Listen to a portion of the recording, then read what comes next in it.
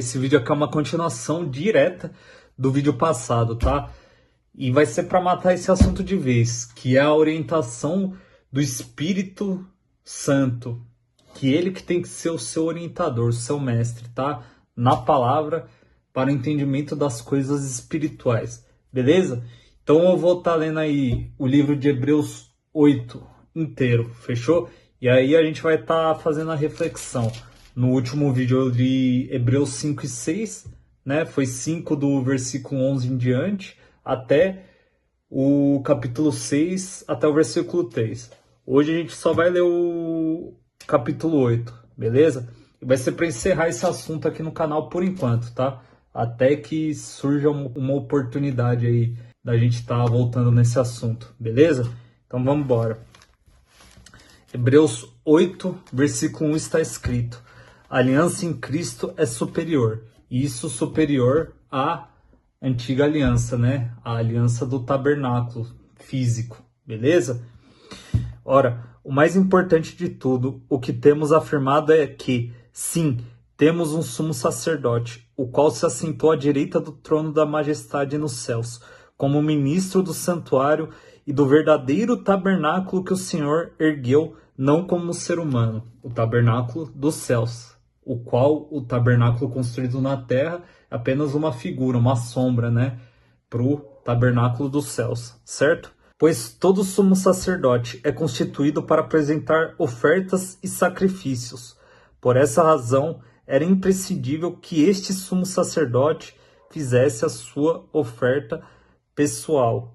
Ou seja, o sumo sacerdote sendo uma figura para Cristo, né? O sumo sacerdote eterno também fez a sua oferta, né? Porém, a oferta que Cristo fez não foi com sangue de animais, foi com o seu próprio sangue, que foi o sacrifício perfeito, certo? Vamos continuar. No 4.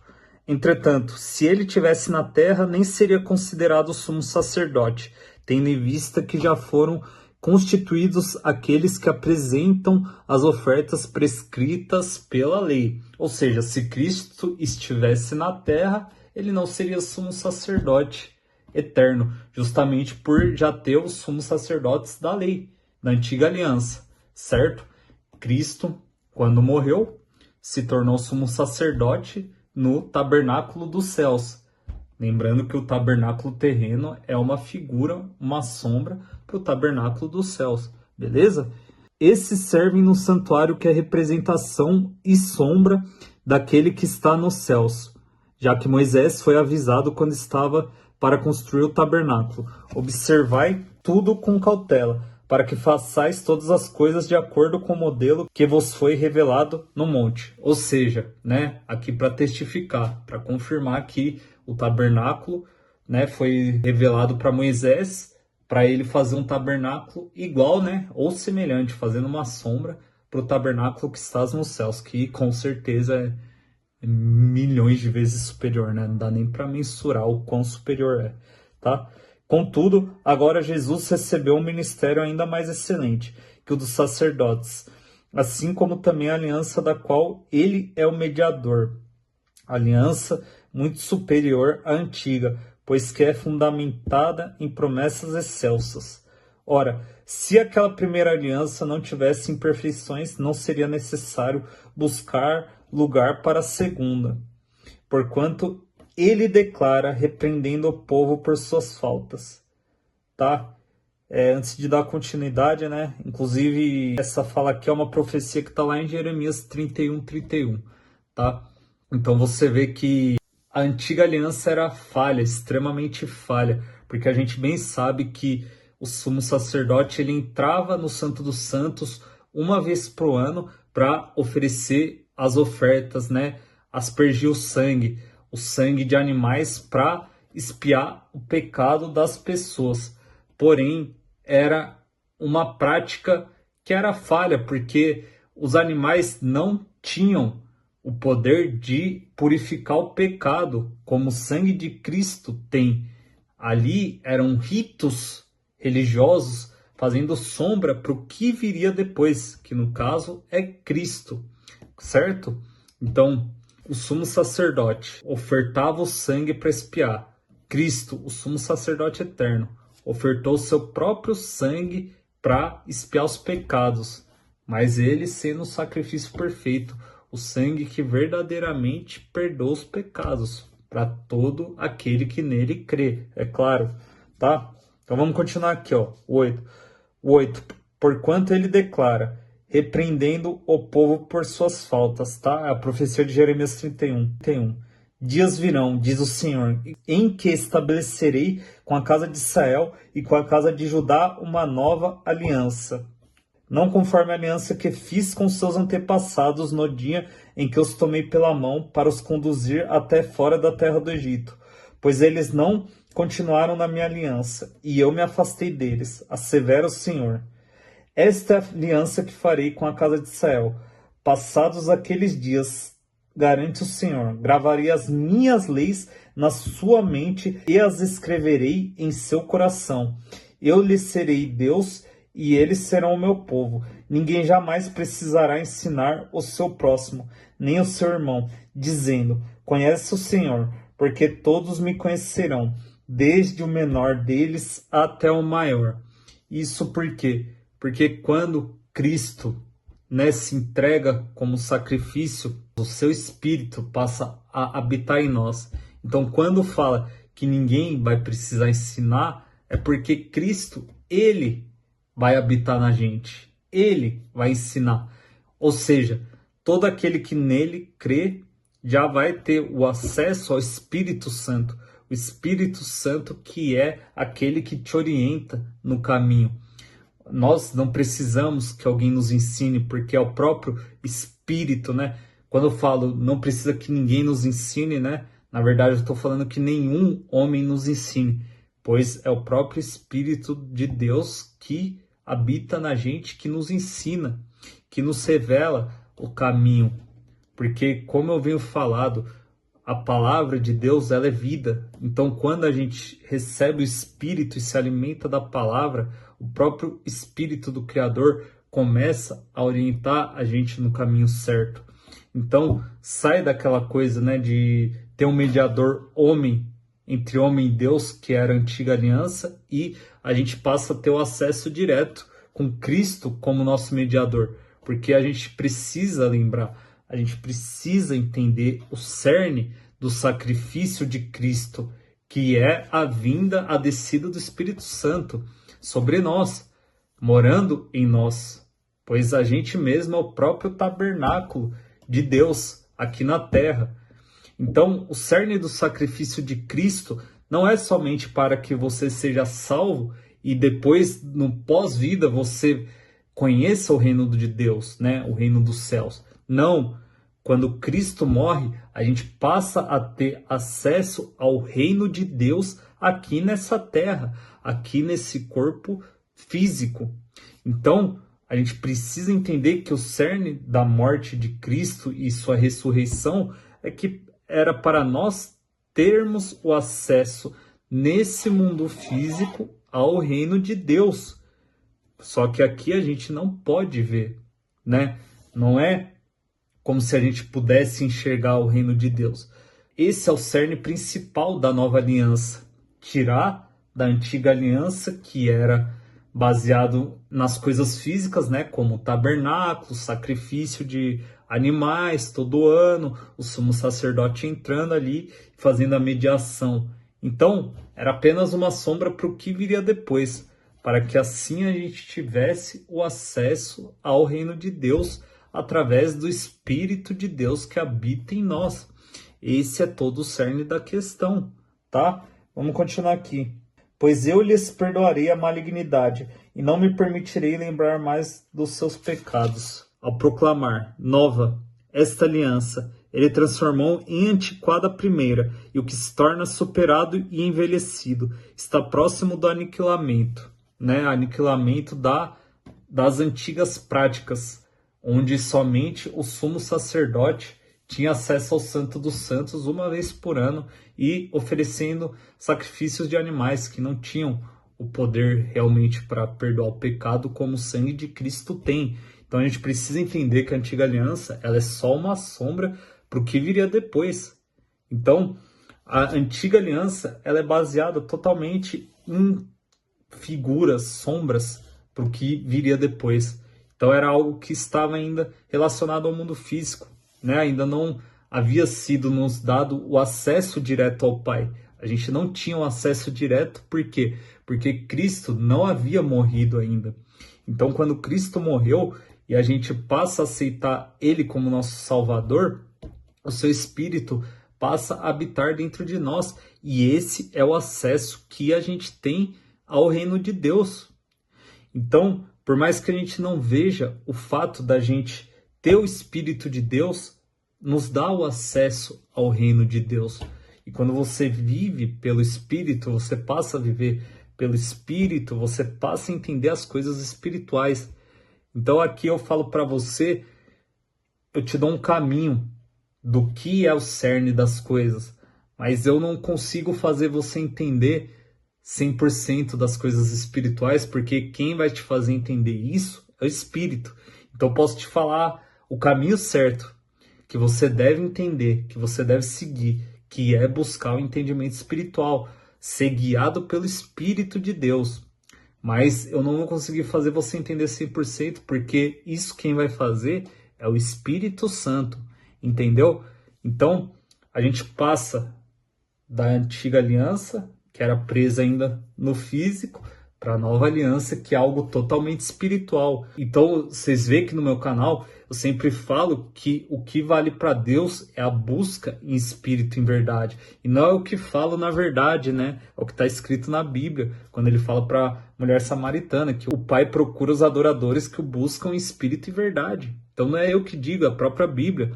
Então eu bato nessa tecla, né? Para a gente estar buscando em espírito e em verdade e vivendo verdadeiramente o Evangelho. E viver o Evangelho não é viver a religião.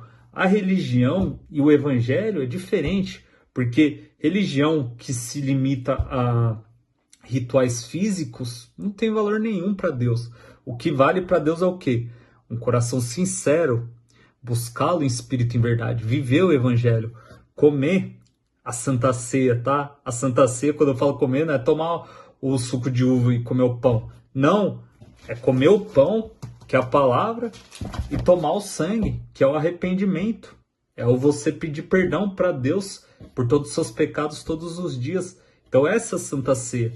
O batismo, igualmente, o batismo, quando fala que a gente tem que nascer das águas, não significa que você tem que fazer aquele batismo que é feito nas igrejas. Quer dizer que você tem que renascer do arrependimento, onde você não vai voltar às antigas práticas. O batismo é algo que, se você quiser fazer simbolicamente, você pode, mas não é obrigatório você, como tem gente muito religioso que pensa que você precisa passar pelas águas, né? Que eles levam pelo lado literal. Quem não nascer das águas não vai herdar o reino dos céus. Mas quando fala nascer das águas, é você nascer do arrependimento. A gente precisa entender que o batismo de João Batista, ele era uma figura, as pessoas que renascem do arrependimento, que já não vão levar a vida como levavam antigamente. Então, o verdadeiro batismo das águas significa isso, não significa literalmente que você precisa entrar nas águas para ser batizado por um pastor ou um líder religioso. Não, isso aí não tem nada a ver. Isso aí não tem valia para Deus, porque você pode passar pelas águas e depois acabar indo para o mundo, que foi o que aconteceu comigo. Quando eu me batizei com 14 anos, depois eu fui para o mundão, entendeu? Eu me batizei nas águas, tá? Eu também tomava Santa Ceia quando eu ia para a igreja, para templo religioso, né? Então eu fazia tudo isso e não mudava nada, porque meu coração não era sincero naquela época com Deus. Então o verdadeiro batismo do arrependimento, de você nascer das águas, é você se arrepender, nascer do arrependimento, né? E ser batizado no Espírito Santo. É tudo algo espiritual. Esse é o cerne que Cristo vem trazer para nós, entendeu? Não se resume a práticas religiosas como muita gente pensa. Não se resume a você precisar ser ensinado por um líder religioso. Está escrito aqui que quem vai orientar você é o próprio Espírito. Bom, voltando aqui, ó. Ninguém jamais precisará ensinar o seu próximo, nem o seu irmão, dizendo: conhece o Senhor, porque todos me conhecerão, desde o menor deles até o maior, pois eu lhes perdoarei a malignidade e não permitirei lembrar mais dos seus pecados. Ao proclamar nova esta aliança, ele transformou em antiquada a primeira, e o que se torna superado e envelhecido está próximo do aniquilamento. No 9, veja bem o que começa dizendo: os ritos mosaicos eram imperfeitos. Os ritos mosaicos, no caso, eram os ritos religiosos, eram imperfeitos, tá? Olha o que diz no 9, capítulo 9, versículo 10. Eram tão somente ordenanças, tá? Os ritos mosaicos. Eram tão somente ordenanças que tratavam de comida e bebida e de várias cerimônias de purificação com água. Esses mandamentos exteriores foram impostos até a chegada do tempo da nova ordem. Então você vê, exteriores. Por que exteriores? Porque eram ritos físicos que eles faziam até que se chegasse a nova ordem, quando seria interno, quando a sua oferta de sacrifício, hoje não é você oferecer sangue de animal para Deus. Não, é você oferecer sacrifício espiritual. Como você oferece sacrifício espiritual? Você seguir o evangelho, você renunciar à sua carne, você fazer jejum, entende? Você renunciar, e o jejum não precisa ser, não é nem só de comida que eu falo, né? Jejum da carne mesmo, de você renunciar à sua carne. Isso é válido para Deus, né? Você ser uma pessoa verdadeira, uma pessoa honesta, uma pessoa que ajuda as pessoas, uma pessoa que ensina a verdade, entendeu? Isso sim são sacrifícios válidos para Deus. É isso que importa. Então, quando fala que eram só mandamentos exteriores que foram impostos até a chegada do tempo da nova ordem. A nova ordem é totalmente espiritual. Não existe essa prisão religiosa que a gente vê nos dias de hoje. As pessoas precisam frequentar templos, precisam pagar dízimos, precisam pagar ofertas, precisam fazer não sei o que lá. Então isso aí para Deus não tem valor nenhum, entendeu? O que importa são as coisas espirituais, entende? Repara o que diz em Hebreus, no capítulo 10, versículo 1.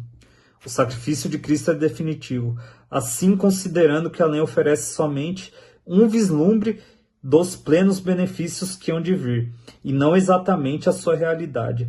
Jamais poderá, mediante os mesmos sacrifícios repetidos, ano após ano, aperfeiçoar os que a chegam para adorar. Se não fosse assim, não teriam cessado de ser oferecidos, porquanto se os adoradores tivessem sido purificados de uma vez por todas, não mais se sentiriam culpados de seus pecados. Contudo, essas cerimônias de sacrifício promovem todos os anos uma recordação dos pecados, porque é impossível que o sangue de touros e bodes remova pecados. Por isso, quando Cristo veio ao mundo, proclamou: sacrifício e oferta não quiseste, mas um corpo me preparaste. De holocausto e ofertas pelo pecado não te agradaste. Então eu disse: aqui estou no livro. Está escrito a meu respeito: vim para fazer a tua vontade, ó Deus, havendo declarado em primeiro lugar: sacrifícios, ofertas, holocaustos e ofertas pelo pecado não quiseste. Tampouco deles te agradastes, os quais foram realizados conforme a lei. Entendeu? Então completou: aqui estou, eu vim para fazer a tua vontade. E assim ele cancela o primeiro padrão para estabelecer o segundo. Então ele cancelou, né, essa coisa de ritos que não tinham poder de verdadeiramente purificar o pecado. Para confirmar isso que eu estou falando, a gente vai estar lendo agora Colossenses capítulo 2, a partir do versículo 6, beleza? Está escrito: cristãos livres do legalismo, sendo assim, da mesma forma como recebestes a Cristo Jesus, o Senhor, também andai nele, tendo sido alicerçados e edificados nele, firmados na fé, como fostes instruídos, para que transbordem em ações de graças a Deus. Tende muito cuidado para que ninguém vos escravize a vãs e enganosas filosofias que se baseiam nas tradições humanas e na falsa religiosidade deste mundo e não em Cristo. Então é preciso tomar muito cuidado com tradições que são impostas por homens e não são dadas pelo Criador. Muito, muito cuidado, porque você se prendendo em algo que é uma tradição religiosa humana, você está se desviando do propósito, você está se desviando do caminho da verdade. Porque o caminho da verdade é Cristo. Cristo não é religião. Cristo é vida. Você vive o Evangelho, beleza? No 9 está escrito, pois somente em Cristo habita corporalmente toda a plenitude de Deus. Então quando fala, pois somente em Cristo habita corporalmente, por quê? Porque somente na Terra o único exemplo que nós devemos seguir é o exemplo de Cristo. E Cristo não era homem de praticar religião, rituais religiosos. Não, não. É muito diferente o que ele fazia. Ele realmente trazia vida, palavras de vida. Ele trazia o verdadeiro evangelho. Ele trazia o reino de Deus. Curava, realizava milagres e ensinava as pessoas. Então, esse é o cerne da questão. E Cristo não praticava rituais religiosos. Ele não era sacerdote do judaísmo. Não. Ele realmente levava o reino de Deus para pessoas. E corporalmente ele é o único em que devemos nos basear. Não devemos nos basear em algo diferente do que Cristo foi. Entende? Assim como os apóstolos foram iguais a Cristo. Foram semelhantes a Cristo na pregação do Evangelho. Não dá para falar que foram exatamente iguais, porque Cristo era inigualável, né? Mas, sim, os apóstolos seguiam os ensinos de Cristo. Pregavam o Evangelho da verdade, curavam, não se deixavam desviar da sã doutrina de Cristo e realmente traziam palavras de vida para as pessoas, onde as pessoas que realmente seguiam a Cristo entendiam o cerne espiritual. E a igreja apostólica, ela não era firmada e alicerçada em religião, ela era firmada em Cristo, a pedra angular, tá? A pedra angular não é Pedro, a pedra da igreja não é Pedro, tá? A pedra angular é Cristo. O nosso alicerce está em Cristo. Beleza? Então vamos continuar. Assim como em Cristo estáis aperfeiçoados, ele é o cabeça de todo poder e autoridade. Nele também fostes circuncidados, não por intermédio de mãos humanas, mas com a circuncisão feita por Cristo, que é o despojar da carne pecaminosa. Né? Então a circuncisão que vale não é a circuncisão do judaísmo, onde era uma obrigação da lei de Moisés. Não, é muito diferente. A circuncisão que vale é a circuncisão do coração. O próprio Paulo diz, né, eu não vou lembrar o capítulo, mas eu estou colocando aqui para vocês, tá? Ele fala que a circuncisão que importa não é a circuncisão da carne, como na lei de Moisés, mas sim a circuncisão do coração. O sacerdócio de Cristo, ele é totalmente espiritual. Ele não é regido por homens como o sacerdócio levítico era. Então as práticas terrenas, hoje, elas não são terrenas.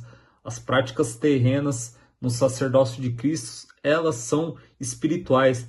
Então se antes a circuncisão era na carne, no prepúcio dos homens, hoje a circuncisão é de coração. Porque Cristo, ele é o nosso sacerdote, nosso sumo sacerdote espiritual, e não homem terreno, como os sacerdotes levitas eram. Lembrando, mais uma vez, que as tradições do judaísmo, a religiosidade, tudo naquela época era apenas uma sombra para o que ia vir depois, que era Cristo. Então, o que a gente precisa ter um entendimento é que Cristo é o nosso sumo sacerdote, ele é um sumo sacerdote espiritual. O sacerdócio de Cristo é baseado totalmente em coisas espirituais. Assim como eu falei da oferta. Se a oferta antes era de sangue de animais, hoje a oferta que nós oferecemos é sacrifícios espirituais. Como eu disse, fazendo a vontade do Espírito e não fazendo a vontade da carne. A gente sacrifica a nossa própria vontade carnal para poder exaltar o Espírito, agradar o Espírito do Criador e assim ele se fortalecer em nós. É por isso que está escrito, o meu poder se aperfeiçoa na fraqueza, porque quando nós negamos a vontade carnal, é aí que o Espírito do Criador se fortalece em nós. Então, a necessidade de negarmos a carne é para que justamente o Espírito viva em nós. Por isso que já não vivo eu, mas Cristo vive em mim. Então, quando eu nego a minha vontade carnal, eu estou enfraquecendo minha carne e fortalecendo o Espírito de Cristo que habita em mim. Entendeu? Vamos continuar. Isso aconteceu quando fostes sepultados com ele no batismo, e com ele fostes ressuscitados mediante a fé no poder de Deus, que o ressuscitou dentre os mortos.